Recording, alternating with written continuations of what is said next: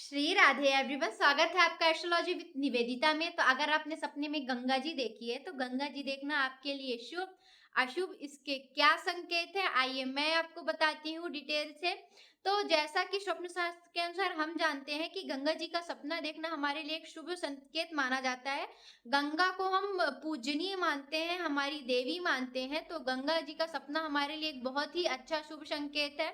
यह हमारे जीवन में जो भी निगेटिविटी रहती है उसको दूर करता है और अच्छाइयों से भरता है, सुख समृद्धि ऐशो आराम लाता है।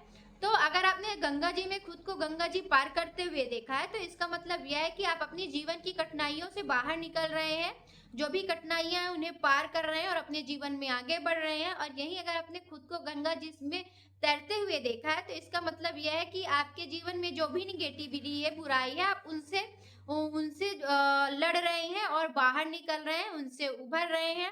और यही अगर आपने गंगा जी का घाट देखा है तो यह आपके लिए एक बहुत ही अच्छा शुभ संकेत है। इसका मतलब यह है कि आपके आने वाले जीवन में आपको सुख समृद्धि और ऐशो आराम मिलेगा। और यही अगर आपने खुद को गंगा जी में डूबते हुए देखा है तो यह आपके लिए एक दुखद संकेत हो सकता है, एक बुरा संकेत हो सकता है। इसका मतलब यह है कि आपके आने वाले जीवन में आपके या आपके परिवार जनों में आप स्वास्थ्य से रिलेटेड या कोई दुर्घटना से रिलेटेड आपको कुछ सुनने को मिल सकता है या कुछ दुर्घटना घट सकती है।